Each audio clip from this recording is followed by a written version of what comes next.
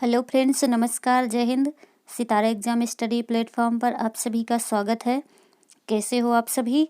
उम्मीद है आप लोग स्वस्थ होंगे, मस्त होंगे और आपकी तैयारी अच्छी चल रही होगी। सीडीपी का प्रैक्टिस सेट हम डेली करा रहे हैं। अगर आपको सेशन पसंद आए तो वीडियो को लाइक कीजिएगा और शेयर कीजिएगा और चैनल को सब्सक्राइब भी कर दीजिएगा।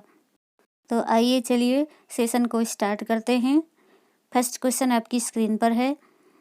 अभिप्रेरणा के सिद्धांतों के अनुसार एक शिक्षक के द्वारा सीखने को संवर्धित कर सकता है।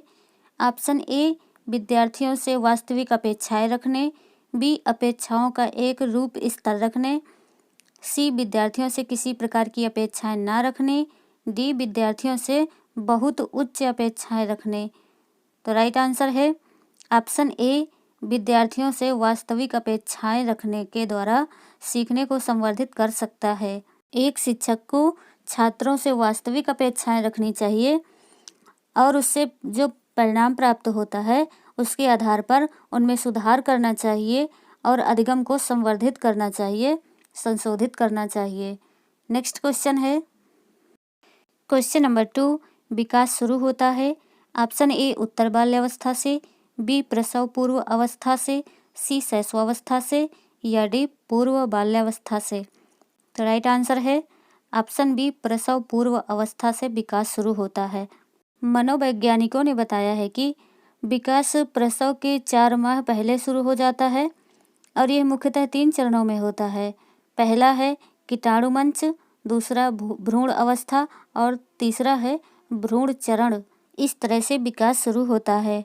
नेक्स्ट क्वेश्चन है क्वेश्चन नंबर 3।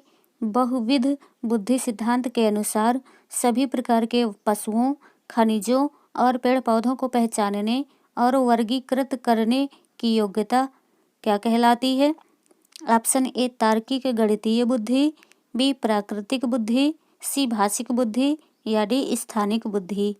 तो राइट आंसर है ऑप्शन बी, प्राकृतिक बुद्धि। बहुविध बुद्धि सिद्धांत के अनुसार सभी प्रकार के पशुओं, खनिजों और पेड़ पौधों को पहचानने और वर्गीकृत करने की योग्यता प्राकृतिक बुद्धि कहलाती है। नेक्स्ट क्वेश्चन है क्वेश्चन नंबर 4। अधिकांश व्यक्तियों की बुद्धि औसत होती है। बहुत कम लोग प्रतिभा संपन्न होते हैं और बहुत कम व्यक्ति मंद बुद्धि के होते हैं। यह कथन के प्रतिस्थापित सिद्धांत पर आधारित है। ऑप्शन ए, बुद्धि के वितरण। बी, बुद्धि की वृद्धि। सी, बुद्धि और जाति विभिन्नताओं। डी, बुद्धि और लौकिक विभिन्नताओं। तो राइट आंसर है ऑप्शन ए, बुद्धि के वितरण के सिद्धांत पर आधारित है। बुद्धि के वितरण यानी बुद्धि को अलग अलग तरीकों में बांटा जा सकता है। कोई व्यक्ति बहुत कम बुद्धि वाला होता है और कोई व्यक्ति बहुत ज़्यादा बुद्धि वाला होता है, प्रतिभाशाली बुद्धि वाला होता है, और कोई मंद बुद्धि वाला होता है और कोई जड़ बुद्धि वाला होता है। इसलिए बुद्धि को कई भागों में बांटा गया है। मनुष्य की बुद्धि का विकास वंशानुक्रम और वातावरण दोनों की अंतःक्रिया पर निर्भर करता है। नेक्स्ट क्वेश्चन है क्वेश्चन नंबर 5। सहयोगी अधिगम में अधिक उम्र के प्रवीण विद्यार्थी छोटे और कम निपुण विद्यार्थियों की मदद करते हैं। इससे क्या होता है? ऑप्शन ए, गहन प्रतियोगिता होती है। बी, समूह में द्वंद्व होता है। सी, उच्च नैतिक विकास होता है। डी, उच्च उपलब्धि और आत्मसम्मान विकसित होता है। तो राइट आंसर है ऑप्शन डी, उच्च उपलब्धि और आत्मसम्मान विकसित होता है। नेक्स्ट क्वेश्चन है क्वेश्चन नंबर 6। जब पूर्व का अधिगम नई स्थितियों के सीखने को बिल्कुल प्रभावित नहीं करता है तो यह कहलाता है, क्या कहलाता है? ऑप्शन ए, अधिगम का शून्य स्थानांतरण। बी, अधिगम के निरपेक्ष स्थानांतरण। सी, अधिगम का सकारात्मक स्थानांतरण। डी, अधिगम का नकारात्मक स्थानांतरण। तो राइट आंसर है ऑप्शन ए, अधिगम का शून्य स्थानांतरण। जब पहले का अधिगम होता है वह नई स्थितियों के सामने सीखने पर बिल्कुल प्रभावित नहीं करता है, उस अधिगम को शून्य स्थानांतरण अधिगम कहते हैं। नेक्स्ट क्वेश्चन है क्वेश्चन नंबर 7। चिंतन अनिवार्य रूप से है एक। ऑप्शन ए, मनोगतिक प्रक्रिया है। बी, संज्ञानात्मक गतिविधि है। सी, मनोवैज्ञानिक परिघटना है। डी भावात्मक व्यवहार है। तो राइट आंसर है ऑप्शन बी संज्ञानात्मक गतिविधि है। चिंतन अनिवार्य रूप से एक संज्ञानात्मक गतिविधि है, चूँकि चिंतन मानसिक स्तर पर होता है और इसमें अनुभवों को, कल्पनाओं को, सूचनाओं का सम्मिश्रण होता है और एक नया रूप ग्रहण करता है, इसलिए इसे संज्ञानात्मक गतिविधि माना गया है। नेक्स्ट क्वेश्चन है क्वेश्चन नंबर 8। एक बाल केंद्रित कक्षा में बच्चे सामान्यतः सीखते हैं। कैसे सीखते हैं? ऑप्शन ए वैयक्तिक और समूह दोनों रूपों में, बी मुख्य रूप से शिक्षक से, सी वैयक्तिक रूप से, या डी समूहों में। तो राइट आंसर है ऑप्शन सी वैयक्तिक रूप से। Question number 9। पियाजे के अधिगम के संज्ञानात्मक सिद्धांत के अनुसार वह प्रक्रिया जिसके द्वारा संज्ञानात्मक संरचना को संशोधित किया जाता है कहलाती है। ऑप्शन ए प्रत्यक्षण, बी समावेशन, सी समायोजन, या डी स्कीमा। तो राइट आंसर है ऑप्शन डी स्कीमा। पियाजे के अधिगम के संज्ञानात्मक सिद्धांत के अनुसार वह प्रक्रिया जिसके द्वारा संज्ञानात्मक संरचना को संशोधित किया जाता है वह स्कीमा कहलाती है। नेक्स्ट क्वेश्चन है क्वेश्चन नंबर 10। एक शिक्षिका अपने शिक्षार्थियों की सदैव इस रूप में सहायता करती है कि वह एक विषय क्षेत्र से प्राप्त ज्ञान को दूसरे विषय क्षेत्र के ज्ञान के साथ जोड़ सके। इससे को बढ़ावा मिलता है। ऑप्शन ए ज्ञान के सहसंबंध एवं अंतरण को, बी पुनर्बलन को, सी वैयक्तिक भिन्नताओं को, डी शिक्षार्थी स्वायत्तता को। तो राइट आंसर है ऑप्शन ए ज्ञान के सहसंबंध एवं अंतरण को। जब किसी एक विषय के ज्ञान को किसी दूसरे विषय के ज्ञान के साथ जोड़ता है शिक्षार्थी, तो उसमें ज्ञान के सहसंबंध एवं अंतरण को बढ़ावा मिलता है। नेक्स्ट क्वेश्चन है सृजनात्मकता मुख्य रूप से संबंधित है। ऑप्शन ए अनुकरण से, बी मॉडलिंग से, सी अभिसारी चिंतन से, डी अपसारी चिंतन से। राइट आंसर है ऑप्शन डी अपसारी चिंतन से। अपसारी चिंतन का मतलब किसी भी बात के लिए या किसी भी चीज़ के लिए कई तरीके से अलग अलग तरीकों से सोचना, कल्पना करना अपसारी चिंतन के अंतर्गत आता है। और अभिसारी चिंतन के अंतर्गत किसी भी विषय के बारे में एक ही तरह से सोचना अभिसारी चिंतन होता है। नेक्स्ट क्वेश्चन है क्वेश्चन नंबर 12। एक विद्यार्थी मेडिकल कॉलेज में दाखिला लेने के लिए कठिन परिश्रम करता है ताकि वह प्रवेश परीक्षा में उत्तीर्ण हो सके। यह विद्यार्थी रूप से अभिप्रेरित है। किस रूप से अभिप्रेरित है? ऑप्शन ए वैयक्तिक रूप से, बी आनुभाविक रूप से, सी आंतरिक, या डी बाह्य। तो राइट आंसर है ऑप्शन सी आंतरिक रूप से अभिप्रेरित है। जब कोई विद्यार्थी आंतरिक रूप से अभिप्रेरित होता है तब वह मन लगाकर कठिन परिश्रम करता है और सफलता प्राप्त करता है। नेक्स्ट क्वेश्चन है क्वेश्चन नंबर 13। व्यवहार का करना पक्ष में आता है।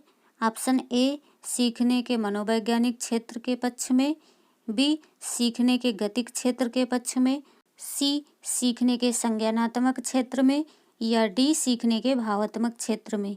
तो राइट आंसर है ऑप्शन बी सीखने के गतिक क्षेत्र पक्ष में आता है। व्यवहार का करना एक शारीरिक प्रक्रिया है। हम शारीरिक प्रक्रिया के अंतर्गत व्यवहार करते हैं।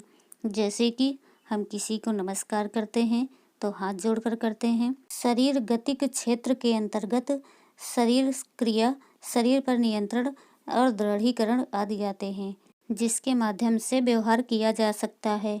नेक्स्ट क्वेश्चन है क्वेश्चन नंबर 14। विज्ञान और कला प्रदर्शनियाँ, संगीत एवं नृत्य प्रस्तुतियाँ तथा विद्यालय पत्रिका निकलना के लिए है। ऑप्शन ए अभिभावकों को संतुष्ट करने के लिए, बी विद्यालय का नाम रोशन करने के लिए, सी शिक्षार्थियों को सृजनात्मक मार्ग उपलब्ध कराने के लिए, या डी है विभिन्न व्यवसायों के लिए विद्यार्थियों को प्रशिक्षित करने के लिए। तो राइट आंसर है ऑप्शन सी विद्यार्थियों को सृजनात्मक मार्ग उपलब्ध कराने के लिए विज्ञान और कला प्रदर्शनियाँ, संगीत एवं नृत्य प्रस्तुतियाँ तथा विद्यालय पत्रिका शिक्षार्थियों को सृजनात्मक मार्ग उपलब्ध कराने के लिए हैं। नेक्स्ट क्वेश्चन है क्वेश्चन नंबर 15। एक शिक्षिका अपने शिक्षार्थियों को अनेक तरह की सामूहिक गतिविधियों में व्यस्त रखती है, जैसे समूह चर्चा, समूह परियोजनाएं, भूमिका निर्वाह आदि। ये सीखने के किस आयाम को उजागर करता है? ऑप्शन ए मनोरंजन द्वारा अधिगम, बी भाषा निर्देशित अधिगम, सी प्रतियोगिता आधारित अधिगम, डी सामाजिक गतिविधि के रूप में अधिगम। तो राइट आंसर है ऑप्शन डी, सामाजिक गतिविधि के रूप में अधिगम को उजागर करता है। नेक्स्ट क्वेश्चन है क्वेश्चन नंबर 16। जब एक शिक्षिका दृष्टिबाधित शिक्षार्थी को कक्षा के अन्य शिक्षार्थियों के साथ सामूहिक गतिविधियों में शामिल करती है तो वह क्या कर रही है? ऑप्शन ए कक्षा के लिए सीखने हेतु बाधाएं उत्पन्न कर रही है, बी समावेशी शिक्षा की भावना के अनुसार कार्य कर रही है, सी सभी शिक्षार्थियों में दृष्टिबाधित शिक्षार्थी के प्रति सहानुभूति विकसित करने में मदद कर रही है, डी दृष्टिबाधित शिक्षार्थी पर संभवतः तनाव बढ़ा रही है। तो राइट आंसर है ऑप्शन बी, समावेशी शिक्षा की भावना के अनुसार कार्य कर रही है। समावेशी शिक्षा में शारीरिक रूप से अच्छे बालक और विकलांग बालक सभी आते हैं, मंदबुद्धि भी आते हैं और प्रतिभाशाली बुद्धि भी आते हैं। इन सभी बालकों को एक साथ पढ़ाना समावेशी शिक्षा के अंतर्गत आता है। नेक्स्ट क्वेश्चन है क्वेश्चन नंबर 17। एक शिक्षिका अपने शिक्षण में दृश्य श्रव्य सामग्रियों और शारीरिक गतिविधियों का प्रयोग करती है क्योंकि ऑप्शन ए वे शिक्षक को आराम देते हैं, बी के प्रभावी आकलन को सुगम बनाते हैं, सी वे शिक्षार्थियों को वैविध्य उपलब्ध कराते हैं, डी इनमें से अधिकतम इंद्रियों का प्रयोग करने को संवर्धित करता है। तो राइट आंसर है ऑप्शन डी, इनमें से अधिकतम इंद्रियों का प्रयोग सीखने को संवर्धित करता है। अगर अधिगम करते समय शरीर के अधिकतम इंद्रियों को सक्रिय रखा जाए तो वह अधिगम अधिक प्रभावी होता है, इसलिए शिक्षिका ऐसा करती है। नेक्स्ट क्वेश्चन है क्वेश्चन नंबर 18। कोहलबर्ग के अनुसार सही और गलत के प्रश्न के बारे में निर्णय लेने में शामिल चिंतन प्रक्रिया को कहा जाता है। ऑप्शन ए सहयोग की नैतिकता, बी नैतिक यथार्थवाद, सी नैतिक तर्कणा, डी नैतिक दुविधा। तो राइट आंसर है ऑप्शन बी, नैतिक यथार्थवाद। सही और गलत के प्रश्न के बारे में निर्णय लेने में शामिल चिंतन प्रक्रिया को कहा जाता है। जब कोई भी व्यक्ति अंतरात्मा की आवाज़ के द्वंद्व के बीच फंसा होता है तो वह व्यक्ति अंतरात्मा की आवाज़ सुनता है और नैतिक यथार्थवाद का रास्ता अपनाता है। इसलिए नैतिक यथार्थवाद को सही और गलत के प्रश्न के बारे में निर्णय लेने में शामिल चिंतन प्रक्रिया को कहा जाता है। नेक्स्ट क्वेश्चन है क्वेश्चन नंबर 19। एक विद्यार्थी अपने समकक्ष व्यक्तियों के समूह के प्रति आक्रामक व्यवहार करता है और विद्यालय के मानदंडों को नहीं मानता है। इस विद्यार्थी को में सहायता की आवश्यकता है। किसमें सहायता की आवश्यकता है? ऑप्शन ए भावात्मक क्षेत्र में, बी उच्च स्तरीय चिंतन कौशल में, सी संज्ञानात्मक क्षेत्र में या डी मनोगत्यात्मक क्षेत्र में। तो राइट आंसर है ऑप्शन ए, भावात्मक क्षेत्र में सहायता की आवश्यकता है। जब एक शिक्षार्थी दूसरे अन्य शिक्षार्थियों से अपने समकक्ष शिक्षार्थियों से उद्दंडता करता है, आक्रामक व्यवहार करता है और विद्यालय के मानदंडों को नहीं मानता है तो उस विद्यार्थी को भावात्मक क्षेत्र में सहायता की आवश्यकता है। नेक्स्ट क्वेश्चन है क्वेश्चन नंबर 20। शिक्षकों को यह सलाह दी जाती है कि वह अपने शिक्षार्थियों को सामूहिक गतिविधियों में शामिल करें क्योंकि सीखने को सुगम बनाने के अतिरिक्त ये किसमें भी सहायता करती है? ऑप्शन ए समाजीकरण में, बी दुश्चिंता में, सी मूल्यदंड में या डी आक्रामकता में। तो राइट आंसर है ऑप्शन ए, सामाजीकरण में सहायता करती है। विभिन्न कक्षा के विद्यार्थियों को एक साथ गतिविधियों में शामिल करने से उनके सीखने को सुगम बनाता है, जिससे शिक्षार्थियों में सामाजीकरण का निर्माण होता है। नेक्स्ट क्वेश्चन है क्वेश्चन नंबर 21। समावेशी शिक्षा उस विद्यालय शिक्षा व्यवस्था की ओर संकेत करती है जो ऑप्शन ए जो सभी निरयोग्य बच्चों को शामिल करती है। बी विशेष आवश्यकता वाले बच्चों को विशिष्ट विद्यालयों के माध्यम से शिक्षा देने को प्रोत्साहित करती है। सी ऑप्शन है केवल बालिका शिक्षा को बढ़ावा देने की आवश्यकता पर बल देती है। या डी जो उनकी शारीरिक, बौद्धिक, सामाजिक, भाषिक या अन्य विभिन्न योग्यता स्थितियों को ध्यान में रखे बगैर बच्चों को शामिल करती है। तो राइट आंसर है ऑप्शन डी जो उनकी शारीरिक, बौद्धिक, सामाजिक, भाषिक या अन्य विभिन्न योग्यताओं स्थितियों को ध्यान में रखे बगैर बच्चों को शामिल करती है। समावेशी शिक्षा व्यवस्था सामान्य शिक्षार्थियों के साथ साथ शारीरिक रूप से जो दिव्यांग शिक्षार्थी हैं उनको शिक्षा प्रदान करता है और उनके शारीरिक, बौद्धिक, सामाजिक और भाषिक और अन्य विभिन्न योग्यताओं व स्थितियों को ध्यान में रखे बगैर सभी को समान शिक्षा उपलब्ध कराता है और उपयोगी शिक्षा उपलब्ध कराता है। नेक्स्ट क्वेश्चन है क्वेश्चन नंबर 22। निम्नलिखित में से कौन सा मुख्य रूप से आनुवांशिकता संबंधी कारक है? ऑप्शन ए आंखों का रंग, बी सामाजिक गतिविधियों में भागीदारिता, सी समकक्ष व्यक्तियों के समूह के प्रति अभिवृत्ति या डी चिंतन पैटर्न। तो राइट आंसर है ऑप्शन ए आंखों का रंग। आनुवांशिकता में माता पिता के कुछ गुण बच्चे में जाते हैं, जैसे आंखों का रंग हो गया, स्किन का कलर हो गया और शारीरिक बनावट, ये सभी आनुवांशिकता के गुण होते हैं। नेक्स्ट क्वेश्चन है क्वेश्चन नंबर 23। शिक्षकों को अपने शिक्षार्थियों की त्रुटियों का अध्ययन करना चाहिए क्योंकि वह प्रायः की ओर संकेत करती है। ऑप्शन ए उनके ज्ञान की सीमा की ओर, बी योग्यता के अनुसार समूह बनाने हेतु दिशा निर्देश, सी विभिन्न प्रकार की पाठ्यचर्या की आवश्यकता या डी आवश्यक उपचारात्मक युक्तियों की ओर। तो राइट आंसर है ऑप्शन डी आवश्यक उपचारात्मक युक्तियों की ओर। शिक्षकों को अपने शिक्षार्थियों की त्रुटियों का अध्ययन करना चाहिए क्योंकि वह प्रायः आवश्यक उपचारात्मक युक्तियों की ओर संकेत करती है। नेक्स्ट क्वेश्चन है क्वेश्चन नंबर 24। निम्नलिखित में से किसके अतिरिक्त सभी वातावरणीय कारक विकास को आकार देते हैं? ऑप्शन ए संस्कृति, बी पौष्टिकता की गुणवत्ता, सी शिक्षा की गुणात्मकता, डी शारीरिक गठन। तो राइट आंसर है ऑप्शन डी शारीरिक गठन के अतिरिक्त सभी वातावरणीय कारक विकास को आकार देते हैं। शारीरिक गठन विकास का जैविकीय कारक होता है। नेक्स्ट क्वेश्चन है क्वेश्चन नंबर 25। श्रवण ह्रास से ग्रसित बच्चे कक्षा में किसमें सबसे मुख्य नैराश्य यानी कुंठा का सामना करते हैं? ऑप्शन ए दूसरों के साथ संप्रेषण करने तथा सूचनाओं को बांटने में अक्षमता, बी दूसरे विद्यार्थियों के साथ परीक्षा देने में अक्षमता, सी प्रस्तावित पाठ्य पुस्तकों को पढ़ने की अक्षमता, डी खेल कूद में भागीदारी निभाने की अक्षमता। तो राइट आंसर है ऑप्शन ए दूसरों के साथ संप्रेषण करने तथा सूचनाओं को बांटने में जो अक्षमता है उसमें श्रवण ह्रास से ग्रसित बच्चे कक्षा में सबसे ज़्यादा कुंठा यानी नैराश्य का सामना करते हैं। नेक्स्ट क्वेश्चन है क्वेश्चन नंबर 26।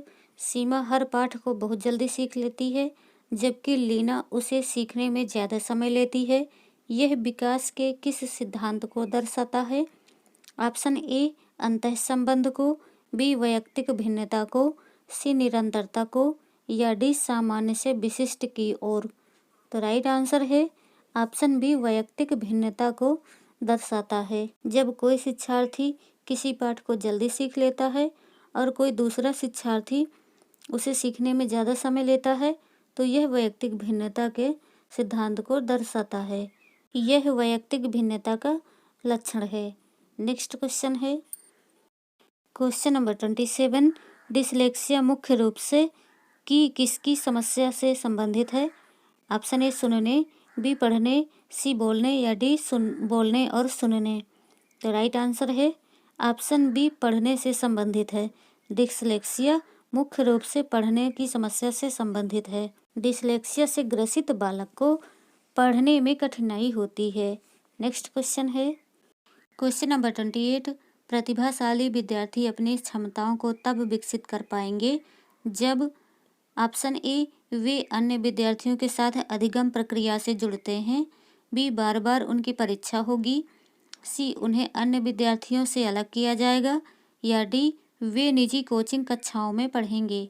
तो राइट आंसर है ऑप्शन ए, वे अन्य शिक्षार्थियों के साथ अधिगम प्रक्रिया से जुड़ते हैं। इस प्रक्रिया से जुड़ने में प्रतिभाशाली विद्यार्थियों का चारों तरफ यानी चारों दिशाओं में विकास होता है। नेक्स्ट क्वेश्चन है क्वेश्चन नंबर 29। एक अच्छी पाठ्य पुस्तक से बचती है। ऑप्शन ए लैंगिक पूर्वाग्रह से, बी लैंगिक समानता से, सी सामाजिक उत्तरदायित्व से, या डी लैंगिक संवेदनशीलता से। तो राइट आंसर है ऑप्शन ए लैंगिक पूर्वाग्रह से एक अच्छी पाठ्य पुस्तक बचती है। एक अच्छी पाठ्य पुस्तक से बालक और बालिकाएं दोनों ज्ञान प्राप्त कर सकते हैं। नेक्स्ट क्वेश्चन है क्वेश्चन नंबर 30। पियाजे के अनुसार संज्ञानात्मक विकास के किस चरण पर बच्चा वस्तु स्थायित्व को प्रदर्शित करता है। ऑप्शन ए संवेदी प्रेरक चरण, बी पूर्व संक्रियात्मक चरण, सी मूर्त संक्रियात्मक चरण, या डी औपचारिक संक्रियात्मक चरण। तो राइट आंसर है ऑप्शन ए संवेदी प्रेरक चरण। संज्ञानात्मक विकास के संवेदी प्रेरक चरण पर बच्चा वस्तु स्थायित्व को प्रदर्शित करता है। असहाय शिशु संवेदी प्रेरक चरण में गतिशील होने लगता है, थोड़ा अर्धभाषी होने लगता है, आवाज तथा प्रकाश के प्रति प्रतिक्रिया भी करता है, रुचिकर कार्यों को करने लगता है और कोशिश भी करता है, वस्तुओं को स्थिर मानने लगता है। तो फ्रेंड्स, आज का ये सेशन आपको कैसा लगा कमेंट करके ज़रूर बताएं। वीडियो को लाइक करें, शेयर करें, चैनल को सब्सक्राइब करें। ऐसे ही नेक्स्ट वीडियो में फिर मिलेंगे। तब तक के लिए टेक केयर, बाय बाय, जय हिंद, वंदे मातरम।